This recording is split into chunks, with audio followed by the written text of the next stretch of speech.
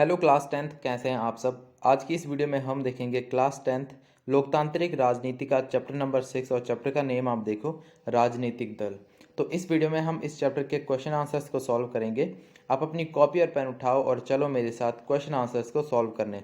तो अब देखो, इस चैप्टर के अंदर सबसे पहला प्रश्न आपके पास प्रश्न एक है। देखो, लोकतंत्र में राजनीतिक दलों की विभिन्न भूमिकाओं की चर्चा करनी है। ठीक है, अब आपको पता है लोकतंत्र है कहीं पर तो वहाँ पर राजनीतिक दल भी होंगे, तो वो अपनी किस किस तरह से अपनी भूमिका निभाते हैं इस बारे में हमें यहाँ पर चर्चा करनी है। ठीक है, तो देखो वीडियो में पहले ही बताता हूँ आपके लिए काफ़ी लेंथी होने वाली है, क्योंकि जो क्वेश्चन आंसर्स है वो आपके लिए डिटेल में समझने जरूरी है यहाँ पर। ठीक है, बाकी अपनी मर्जी है। बच्चे क्या करते हैं स्कूल में शॉर्ट करके लिख लेते हैं क्वेश्चन को, तो आप अपने आप कर सकते हैं। मैं यहाँ पर आपको बिल्कुल पूरा ही बताऊंगा। ठीक है, तो स्टार्ट करते हैं। देखो वीडियो को, लोकतंत्र में राजनीतिक दलों की विभिन्न भूमिका। ठीक है, आप किस तरह की अपनी वो भूमिका निभाते हैं। ठीक है, रोल प्ले करते हैं अपना। तो देखो, लोकतांत्रिक देशों में चुनाव राजनीतिक दल द्वारा खड़े किए गए उम्मीदवार लड़ते हैं। ठीक है, अब जो उम्मीदवार होते हैं हर एक राजनीतिक दल का, जितने भी होते हैं वहाँ पर उनका एक उम्मीदवार होता है। ठीक है, दल के नेता ही उम्मीदवार चुनते हैं और राजनीतिक दल मतदाताओं को विभिन्न नीतियों के बीच एक को चुनने का विकल्प प्रदान करता है। ठीक है, जो मतदाता होते हैं वो बहुत सारों में से एक को चुनते हैं। ठीक है, सरकार प्रायः शासक दल की राय के अनुरूप ही अपनी नीतियां बनाती है। जो सरकार होती है वो जो शासक दल है उसकी राय के अनुरूप, यानी कि उसके राय के हिसाब से नीतियां बनाती है। ठीक है, राजनीतिक दल देश के कानून निर्माण में निर्णायक भूमिका निभाती है। राजनीतिक दल ही लोगों को सरकारी मशीनरी और कल्याणकारी योजनाओं तक पहुंचने का तरीका बताते हैं। जनमत निर्माण के लिए दल मुद्दों को उठाकर और उजागर यहाँ पर करके जनता की राय आकर देते हैं। ठीक है, आगे आप देखो, समाज के लोगों की राय अक्सर दलों द्वारा रखी गई राय के आसपास ही बनती है। ठीक है, आगे देखो, राजनीतिक दल चुनाव जीतकर सरकार बनाते हैं और उसे चलाते हैं। ये नॉर्मल सी बात है, आप सबको पता होगा। अब उसके बाद अगला प्रश्न है हमारे पास, राजनीतिक दलों के सामने क्या चुनौतियां आती हैं। ठीक है, अब राजनीतिक दल क्या होता है, उनको एक दूसरे के साथ कॉम्पिटिट भी करना पड़ता है, क्योंकि एक राजनीतिक दल तो होता नहीं, बहुत सारे होते हैं। ठीक है, तो क्या क्या चुनौतियां आती हैं वो देखो। राजनीतिक दलों के सामने निम्नलिखित चुनौतियां हैं। पार्टी में आंतरिक लोकतंत्र का अभाव कुछ नेताओं के हाथों में सत्ता की सारी ताकत के कारण होता है। और यहाँ पर आप देखो, नतीजतन, ठीक है, जिसका नतीजा क्या आता है। ठीक है, शीर्ष पर पद नेता के रिश्तेदारों, ठीक है, वंशवादी उत्तराधिकार या उनके करीबी लोगों के लिए आरक्षित होते हैं। ये नेता कार्यकर्ताओं से सूचनाओं का साझा, ठीक है, साझा भी नहीं करते और पार्टियों के पास न तो सदस्यों की सूची है न नियमित यहाँ पर आप देखो संगठनिक बैठकें होती है। ठीक है, वंशवाद की चुनौती, ठीक है, ये आपका अगला टॉपिक है। ठीक है, इसके अंदर आप लिखोगे कि अधिकांश दल क्या होते हैं, पारदर्शी तरीके से अपना काम नहीं करते, इसलिए सामान्यतः जो कार्यकर्ता नेता बन ही नहीं पाते। ठीक है, ऐसे में जो नेता होता है वो अपने करीबी लोगों रिश्तेदारों को ही शीर्ष पद के लिए आगे बढ़ाते हैं। ठीक है, अक्सर तरह आपने देखा होगा जो राजनीतिक दल होते हैं उनमें मेन जो होते हैं वो उनके ही फैमिली रिलेटिव्स होते हैं। ठीक है, गांधी फैमिली जो बहुत फेमस है अभी, ठीक है, कांग्रेस में, एक के बाद एक। आगे देखो, धन और यहाँ पर अपराधियों की बढ़ती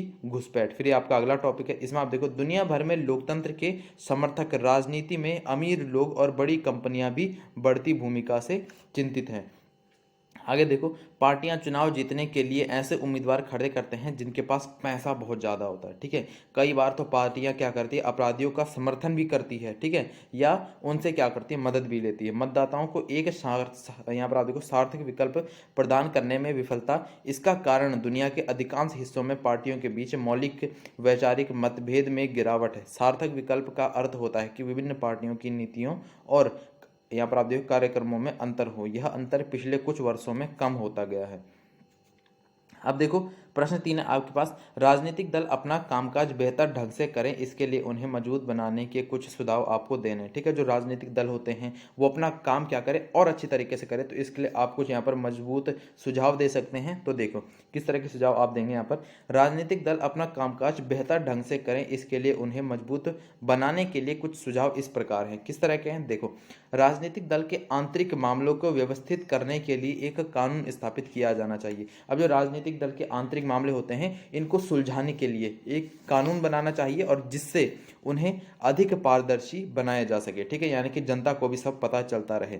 सभी दल संविधान का पालन करें और महिलाओं को कम से कम 1/3 टिकट दिया जाना चाहिए। ठीक है, दल के जो प्रमुख पदों पर भी महिलाओं के लिए आरक्षण होना चाहिए और राज्य को चुनाव अभियानों के लिए धन देना चाहिए। ठीक है, जिससे यहाँ पर आप देखो अनुचित प्रतिस्पर्धा को समाप्त किया जा सके। आगे देखो राजनीतिक दल पर लोगों द्वारा दबाव बनाया जाए। ठीक है, जो राजनीतिक दल होते हैं उस पर क्या करें, लोग दबाव बनाएं। आगे देखो, जब दलों को लगने लगेगा कि सुधार न करने से उनकी छवि खराब होगी तो वे इसे क्या करेंगे, इसे लेकर वो गंभीर होंगे। ठीक है, और सुधार की इच्छा करने वाले लोगों को खुद राजनीतिक दल में शामिल होना चाहिए। आगे देखो, राजनीतिक दल का क्या अर्थ होता है। ठीक है, तो राजनीतिक दल से आप क्या समझते हैं, तो देखो राजनीतिक दल एक ऐसा संगठन है जो चुनाव लड़ने और सरकार में राजनीतिक सत्ता हासिल करने के उद्देश्य से काम करता है। अब राजनीतिक दल होते हैं जैसे कि बीजेपी है, कांग्रेस है, ये क्या है, राजनीतिक दल है। ठीक है, एक संगठन है बहुत सारे नेताओं का। ठीक है, जो क्या करते हैं, चुनाव लड़ते हैं और सरकार में जो राजनीतिक सत्ता होती है उसको हासिल करने का इनका मकसद होता है। ठीक है, आगे देखो, किसी भी राजनीतिक दल के क्या गुण होते हैं। ठीक है, जो राजनीतिक दल है उसके कुछ आपको गुण बताने।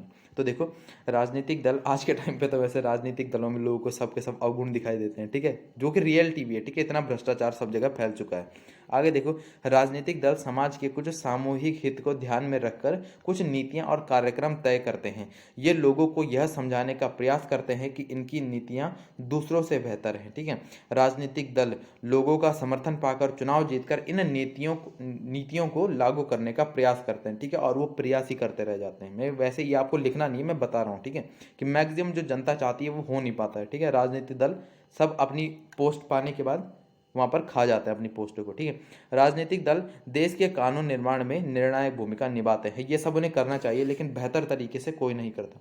आगे देखो, प्रश्न 6 यहाँ पर, चुनाव लड़ने और सरकार में सत्ता संभालने के लिए एकजुट हुए लोगों के समूह को कहते हैं डैश कहते हैं। ठीक है, तो क्या कहते हैं, तो देखो, चुनाव लड़ने और सरकार में सत्ता संभालने के लिए एकजुट हुए लोगों के समूह को राजनीतिक दल कहते हैं। ठीक है, जो कि अभी हमने ऊपर पढ़ा था। फिर प्रश्न 7 देखो, पहली सूची। ठीक है, जिसमें क्या है, आपके पास संगठन, दल, और दूसरी सूची में गठबंधन और मोर्चा के नाम को मिलान कर रहे हैं। ठीक है, और नीचे दिए गए कूट, ठीक है, नामों के आधार पर इन्हें सही उत्तर आपको ढूंढना है। ठीक है, तो देखो यहाँ पर सूची 1, सूची 2 दिया है।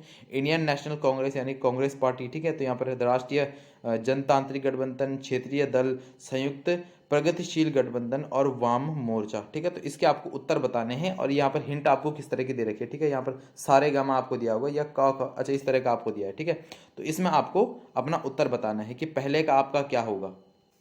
तो इसमें उत्तर आपका गौ होगा। देखो गौ, अब ये आप बहुत बच्चे इसमें कंफ्यूज होते हैं कि इसको मैच किस तरह से करना है। ठीक है, उत्तर आपको दिया है यहाँ पर गौ, यानी कि ये जो गौ वाला ऑप्शन है ये आपका सही है कि पहले को आपको गौ से मिलाना है, दूसरे को कौ से, तीसरे को घौ से और चौथे को खौ से। ठीक है, तो इस तरह से आप इन्हें मिलान कर लेंगे।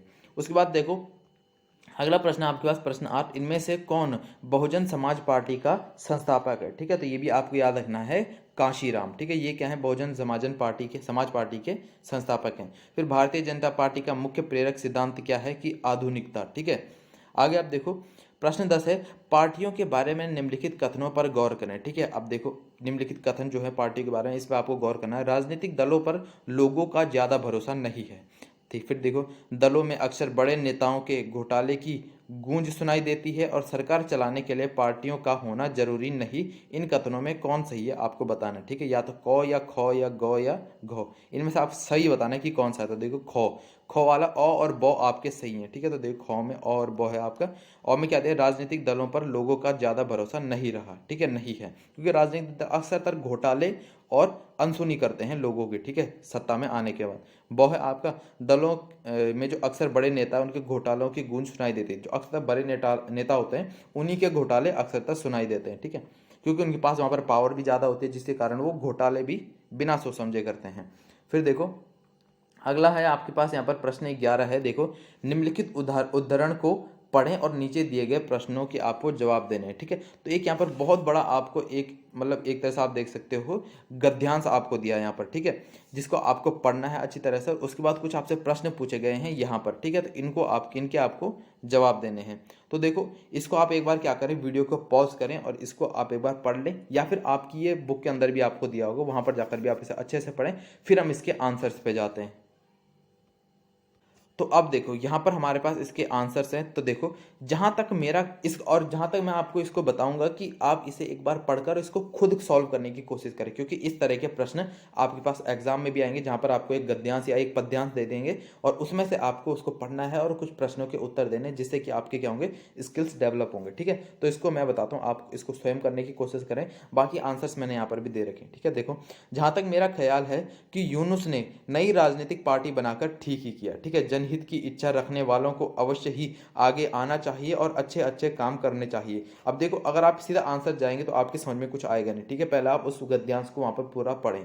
फिर देखो जन कल्याण करने वालों को आलोचनाओं की परवाह कभी नहीं करनी चाहिए, उन्हें अपना काम करते रहना चाहिए, जो कि नॉर्मली लाइफ में भी काफ़ी अच्छा है। ठीक है, जो जन कल्याण करते हैं यानी कि जो जनता का कल्याण करते हैं, जनता का भला करते हैं, उनको क्या करना चाहिए, आलोचनाओं की परवाह करे बिना अपना काम करते रहना चाहिए, क्योंकि उन्हें पता है वो अच्छा काम कर रहे हैं। ठीक है, आगे देखो मोहम्मद यूनुस द्वारा निर्मित यह पार्टी निस्संदेह निष्पक्ष तथा जन कल्याण के सिद्धांतों पर आधारित होगी। इस पार्टी में ईमानदार लोगों का समावेश होना चाहिए, क्योंकि तभी यह एक मिसाल बन पाएगी और दूसरों से अलग काम कर पाएगी। ठीक है, आगे देखो यदि मैं इस राजनीतिक दल के संस्थापकों में एक होता तो मैं आम जनता को यह विश्वास दिलाने की कोशिश करता कि मोहम्मद यूनुस द्वारा निर्मित पार्टी आदर्शों पर आधारित है और वह उनका कल्याण अवश्य करेगी।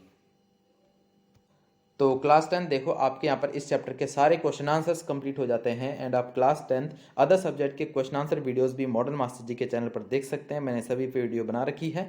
आप सिंपली चैप्टर का नेम लिखिए और बाय मॉडर्न मास्टर जी करके सर्च करें, आपको वीडियोज़ मिल जाएंगी। बाकी तब तक के लिए पढ़ाई करते रहें और मॉडर्न मास्टर जी का नाम भी रोशन करें।